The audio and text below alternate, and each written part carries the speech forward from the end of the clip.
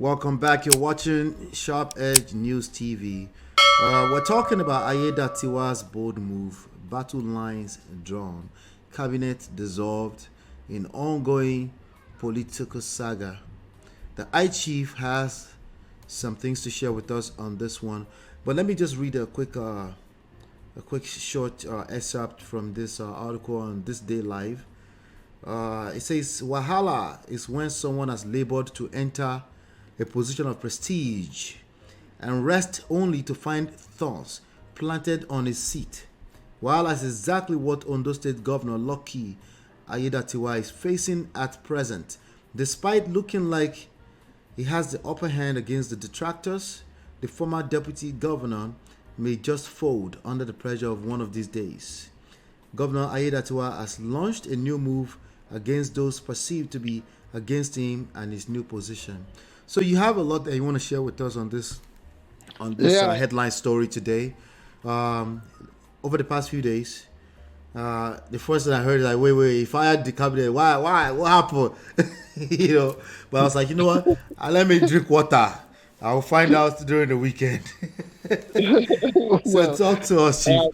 yeah, I sympathize with the reporter that filed this copy that you have just reviewed. Um, Honestly, I do not know why anybody would think that he is out to score. I mean, that he's being vengeful, is trying to even scores with the people who made things difficult for him when he was supposed to assume office as, I mean, in acting capacity back then when the late Governor Oluwarotimi Oduayo-Akeredolu was indisposed. Somebody is settling down to governance, and then people are beginning to give all kinds of interpretations and misinterpretations. That is rather unfortunate. The deal is that if this man were to be on a vengeful spray, like they want us, like they want you and I to believe, he will not even pick uh, the revered, the respected former deputy clerk of the National Assembly, Adelami. He would not have picked him because he would move completely away from Ondo North Senatorial District, under which Owo falls. And even if he's going to pick anybody from Ondo North Senatorial District, he could go to a place like Ose or any of the Akoko, what's it called, Akoko areas to, Right. I mean, to prop up his leadership. But he did not do that. He still retained that with Owo. Yes, I know Mr. Adelani very well. I know him very well. I made, I mean, his acquaintance through the Olukweme of Ukweme, who happened to be his former media assistant. So, and we interfaced at some point when he was running as, when he was going to go for the gubernatorial ticket during the last election in Ondo State. He later withdrew, but he was one of the people who had put up a stoic campaign against Oluwarotimi Akeredolu, and this is somebody who supports what do you call them, the widows, old people in our area. He's done that for years. So it's not an unknown quantity like some people want us to believe. And one thing I remember about Adelami is the fact that at a point when Odunayo, people should hear this now, when Oluwarotimi Odunayo Akeredolu, who was also known as Lord Aketi. Everybody calls him Aketi, but from his university days at Ife, actually the full sobriquet that he had was Lord Aketi. Lord Aketi, not just Aketi. So Yes, everybody has Put a some like. respect on his name. Yes. Yes. So the deal is that Adelami was one of those who gave immense, tremendous, and huge financial backing to the ambition of Oluwarotimi Akeredolu. So to make it look like certain people who trafficked in misinformation, who deliberately, these people that people are now playing up as if they are indispensable. Yes, I'm not a politician, but in the interest, in the interest of the Ondo State and Nigerian public, honestly, many of these people qualify to be given the Lawan Farouk treatment. They should be arrested, tried, if found guilty, sentenced for a long time to prison. Do you know what they did? It's almost like a complete takeover, state capture. That is what they did. It's like they held the whole thing under siege. They held the state under siege, and they made an indisposed governor an hostage of power. Very insensitive, very ungodly, very wicked. And so now somebody is settling down to governance. Some people somewhere are beginning to think of him as being vengeful. Vengeful as how? So there should be no consequence to deliberate acts of treason and crime. Is that what they are saying? I hope the SSS would act true to the act that established it. I hope the Nigerian police would act true to their creed and rule of engagement. I hope lawyers everywhere would know that these people ought to be brought in as worthy of being prosecuted in any hallowed chamber of justice. So to make it look like, oh, Adelami has been picked as the deputy governor. Who told them that Adelami was an adversary of Oluwarotimi Akeredolu? No, they were political allies. And until Adelami decided to join the race the other time, and which he honorably withdrew from, with respect, he differed to the governor. So he is not an antagonist to Oluwarotimi Akeredolu, and they should see him as a federated consciousness of that enduring and continued respect for the late governor on the part of what's it called, Aiyedatiwa, the new governor.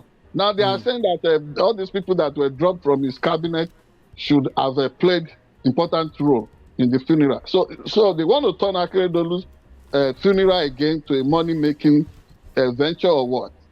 So why should anybody be so desperate to belong in the committee? Why should anybody be so desperate? The governor knows those who would do this responsibly. So long is acting in is acting in agreement and harmony with Akeredolu family, and they have no objection to what anyway, whether they object or not. Akeredolu was the governor of the state until he died, and he is entitled to state funeral. Let nobody begin to cause confusion about this. And if any, in dismissing them, you saw the treatment with that was visited on the former attorney general, the immediate past attorney general, Charles Titiloye. We were involved with Charles Titiloye in the matter. I mean, let me report to you, and that worries me about the environment called Nigeria. That is almost begging everybody from all over the world to come and do business with them, and then not being able to operate in integrity. I put down good money. It happened to me in Lagos. It also happened to me in Ondo State, my birthplace. I put down good money, set up what's it called? Media operations. You know, design a trade fair pavilion was leased to me lawfully by the appropriate government agency, the Ondo State Property Holding Company. We signed an agreement. I spent my money my hard-earned money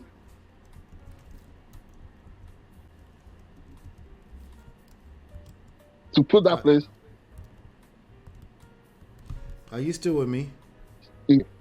Yes. Can you hear me? I can hear you. Yes, you're back. Yes.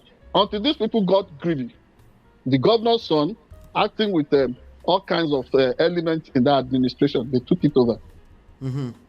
I went to court, front-loaded my application that demolition exercise, the takeover of that building, which I renovated with my money, should be stopped by the court. And the law court granted my prayers, in defiance of the court ruling. Charles City Lawyer made sure that the place was taken over. And I, as the only person that had a legitimate contract with Ondo State government on that building, was not even consulted. He started cherry picking and was settling people, all kinds of questionable people. He decided to settle them out of court and ignored me. Is that a person? Is that the kind of person you want to call? I mean, somebody who could not even uphold simple standard in law, in transactions involving the state government. That's the kind of person they want him to bring on board to continue to serve him. If he brings somebody like Charles City Lawyer on board, people like us too would continue to question the sincerity that he would not act differently from the past the past administration, from his predecessor. And he needs to make a clean break from that. He needs to make a clean break from that to govern the people, the state responsibly, to let the people know that this is a government that can stand up for them, to let potential investors, whether foreign or domestic, let them know that they can come and enjoy fair protection from the government in Nigeria. This is what this is about. People should know the administration they are defending and the individuals. Is it the one that called himself a commissioner for finance that was practically using all those people's money to run a campaign to become a governor? If I were in the new governor's shoes, that I would do the same thing he has done. And there won't be any loss of sleep over that.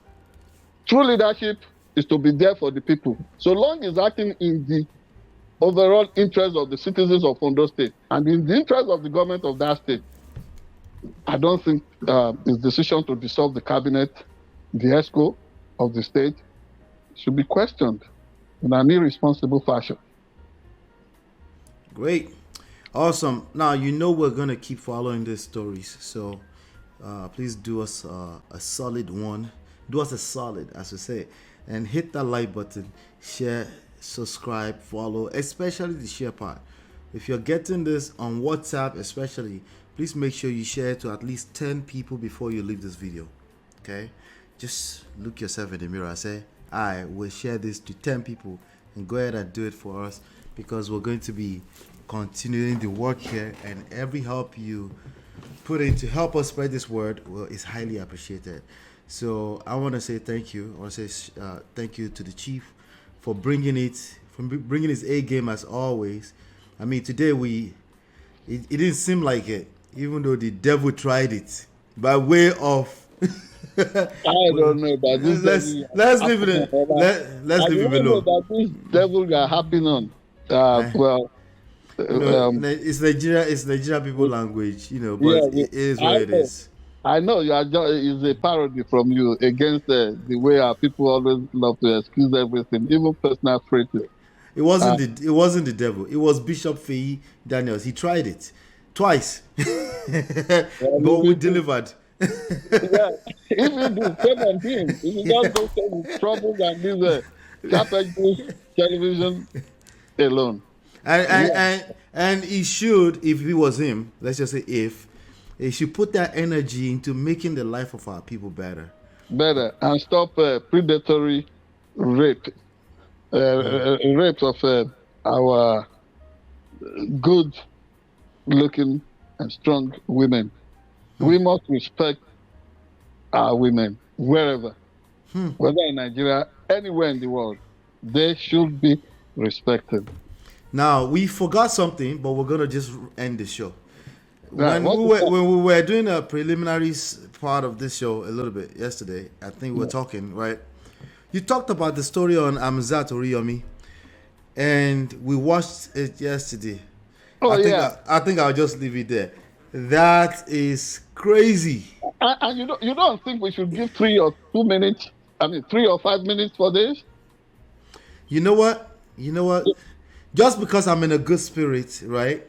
Yeah. We're gonna come back in 20 seconds, so we can do a solid 3 minutes or so on Thank that you. one. All right, Thank we'll be you. back in about 20 seconds.